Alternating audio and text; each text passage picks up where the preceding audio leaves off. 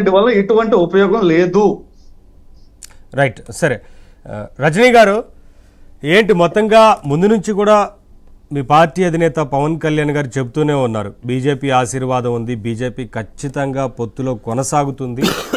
మొదటి అభ్యర్థుల జాబితా ప్రకటించినప్పుడు కూడా ఇదే విషయాన్ని స్పష్టం చేశారు. ఇప్పుడు ఎలా ఉండబోతుంది అనే విషయం మీద, రాష్ట్రంలో ఈ పొత్తుకు సంబంధించి ఈ వేవ్ ఎట్లా ఉంటుందనేది. సార్, ముఖ్యంగా మొదటి నుంచి మా అధినేత చెప్తున్నట్టు ఇది ఒక ట్రయాంగిల్ లవ్ స్టోరీ అండి. ఏదైతే జనసేన బీజేపీ కూటమి గతం నుంచి కూడా వారిద్దరి మధ్య సన్నిహిత సంబంధాలు, ప్రేమానుబంధాలు ఇవన్నీ ఉన్నాయి. ఇప్పుడు టీడీపీ జనసేన కలిసింది. సో ఈ ట్రయాంగిల్ లో ఆటోమేటిక్ గా కలవాల్సినటువంటి టీడీపీ బీజేపీ కలవాల్సినటువంటి పరిస్థితి ఆవశ్యకతమైంది. అది కూడా పొత్తు ధర్మంలో సీట్ల గురించి జాప్యం జరుగుతూ ఇన్ని రోజులు కాలయాపన జరుగుతుంది.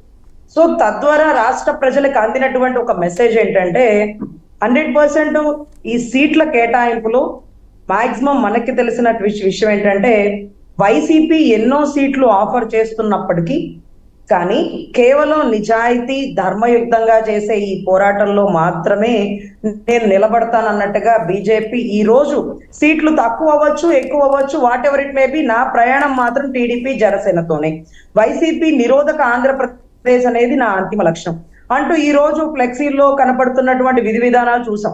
బీజేపీని మనం అనుమానపడచ్చు, అవసరమైతే అవమానించవచ్చు అనేది గతంలో జరిగిందండి. కానీ ఇప్పుడు బీజేపీ స్టాండ్ ఏంటంటే ఒక సూర్యుడిని కనపడకుండా కమ్మేసిన మబ్బులు లాంటిది వైసీపీ. ఈ రోజు మబ్బులు చెరలోంచి బయటకు వచ్చినటువంటి బీజేపీ. ఈ రోజు బీజేపీ చేసింది ఏంటంటేనండి, గతంలో మౌనం పాటించింది, అంతేగాని మనకేమి అపకారం చేయలే, కానీ ఉపకారం కూడా చేయలేదు.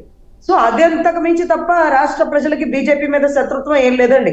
ప్రతి ఫండ్ బీజేపీ నుంచే వస్తుంది, సెంట్రల్ సహకారం ఉంటుంది. ఒక నరేంద్ర మోడీ లాంటి గారి నాయకుడు ఏ రాజకీయ బ్యాక్గ్రౌండ్ లేకుండా, డబ్బు లేకుండా ఈ రోజు అయోధ్యకి రామాలయం వచ్చిందా, కాశ్మీర్ నుంచి కన్యాకుమారి వరకు భారతదేశం అయిందా అంటే ఒక గొప్ప ఆదర్శమూర్తి వ్యక్తి అనే చెప్పుకోవాలి. కానీ వైసీపీ ముసుగులో వెనకాల ఉన్నటువంటి పరిస్థితుల్లో రాష్ట్ర ప్రజల బాధ సాధకాలు తెలుసుకోలేని పరిస్థితికి వచ్చిందండి. ఈ రోజు వెలుగులోకి వచ్చేసారు.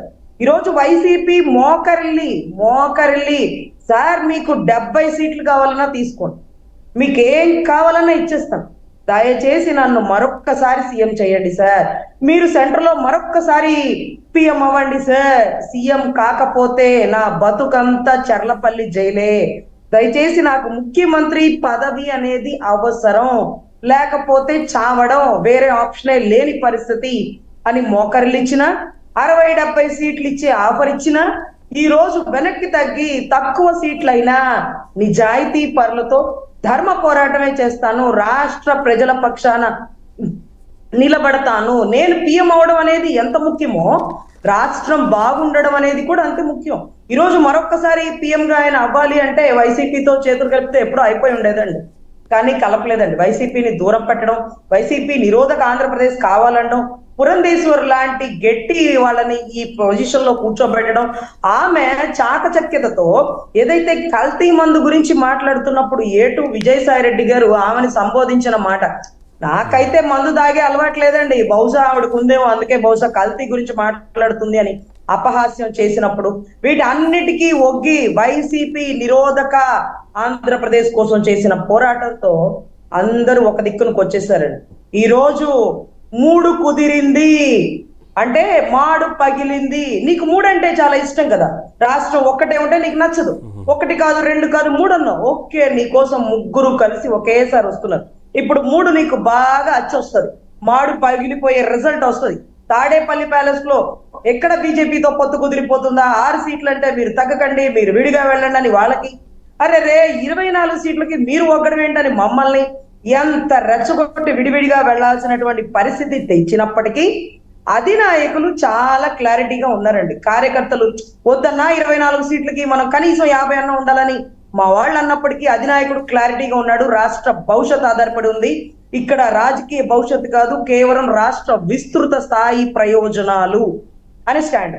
ఈ రోజు నరేంద్ర మోడీ గారు కదండి, ఎందుకంటే కింది స్థాయి కార్యకర్తలు అందరూ నరేంద్ర మోడీ గారి దగ్గర వాళ్ళు, సార్ మనకు కనీసం ఒక 40-50 అన్న ఉండాలి, మనం ఓట్ బ్యాంకింగ్ పెంచుకోవాలి వైసీపీతో అంటే దుష్టులకి దూరంగా ఉండాలి, ఈ రోజు మరొక్కసారి నేను పీఎం అవడం కంటే రాష్ట్రం బాగుండడం ముఖ్యం అంటూ ఒక ఆదర్శ నిర్ణయం తీసుకుంటూ 5 సీట్ల 6 సీట్ల అనే డిస్కషన్ జరుగుతుందే కానీ నాకైతే ఇంత వద్దు, ఇంకా ఎక్కువ కావాలి, నేను వైసీపీతో జత కడతానని వెళ్ళలేకుండా ఉన్నటువంటి ఈ నాయకులు చూస్తే నిజంగా పాదాభి వందనాలండి. ఈ రోజు ఎవరికి వారి స్థాయి తగ్గించుకొని చాలా అండి, బీజేపీ తన స్థాయి తగ్గించుకున్నది. బహుశా సెంట్రల్ లో బీజేపీకి మంచి స్టాండ్ ఉండొచ్చండి, కానీ రాష్ట్రంలో ఈ పనికిమాలిన ముఖ్యమంత్రితో పక్కన తిరిగి రాష్ట్రంలో ఇదిగోండి అఫ్జల్ రాజేష్ గారు చెప్పినా, మేం చెప్పినా, మా అమరావతి రైతులు చెప్పినా బీజేపీతో పొత్తొద్దు బాబోయ్ అనే పరిస్థితిలో ఉన్నారు.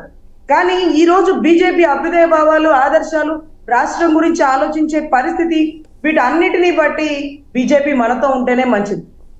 ఏ ఒక్క ప్రాణ నష్టం జరగకుండా పారదర్శకంగా ఎలక్షన్ జరుగుతుంది అనే స్టాండ్ తో మేమందరం కూడా బీజేపీని నమ్ముతున్నామండి.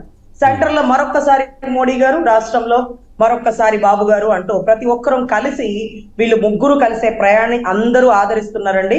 ఈ ఆదరణ ఎక్కువ అయ్యే కొద్దీ వాళ్ళ నాయకత్వంలో నిరాదరణ పెరిగిందండి. ఈ రోజు బీజేపీ వారితో కలిస్తే మా టికెట్ మేము క్యాన్సిల్ చేసుకుంటామండి, 100 కోట్లు డబ్బులు పెట్టినా దండగండి, రాష్ట్ర ఎలక్షన్ లో సంపాదించుకుంది మొత్తం ఇప్పుడు పోగొట్టుకుంటామండి, బతికితే మొత్తంగా వేవ్ కనిపిస్తా ఉంది. ఎప్పుడైతే టీడీపీ జనసేన అసలు పొత్తులో వెళ్తున్నాయని చెప్పినప్పుడే ఒక రకమైన మార్పు వచ్చింది రాష్ట్రంలో. ఇక ఎన్నికల నోటిఫికేషన్ వస్తే ఆటోమేటిక్గా అందరూ బయటకు వచ్చి ఇంతవరకు సైలెంట్గా ఉన్నవారు కూడా మాట్లాడేందుకు అవకాశం ఉంటుంది కదా, ఏం చెప్తారు సార్?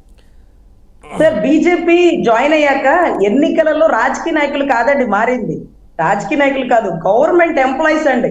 ఇప్పుడు వరకు మీతో కలిసి తప్పు చేస్తాం, ఎలక్షన్స్ లో రిగ్గింగ్ చేపిస్తాం, దొంగ ఓట్లను దొంగతనాలుగా చేసి వచ్చి ఓట్లు వేసేవాళ్ళని లోపలికి రాణిస్తామన్నా పాపం గవర్నమెంట్ ఉద్యోగులు భయపడిపోయి, వద్దు సార్ మా ఉద్యోగాలు, మా కుటుంబాలన్నీ వాటి మీద ఆధారపడి, ఈ రోజు రాజకీయ నాయకులు మీరు ఎలక్షన్స్ దగ్గరికి ఏ తప్పు జరిగినా మా ఉద్యోగాలు పోతే కోర్టుకు కూడా మేమే పోవాలంటూ, గతంలో మీరు చూసారు కదా గిరిజా శంకర్ అనే ఒక ఆయన తిరుపతికి సంబంధించి గిరీష్ గారికి సంబంధించి 30,000 ఓట్లు ఆయన ఫింగర్ ప్రింట్ తో ఆయన తంబైడిలో మారిపోయిందంటే పాపం ఆయన అదేదో నిచ్చెనెక్కేసి పైకి ఎంత దూరం వెళ్ళిపోయినా మళ్ళీ వెనక్కి వచ్చి ఏదో కాటేస్తే వెనక్కి వచ్చి లాగినట్లేదండి.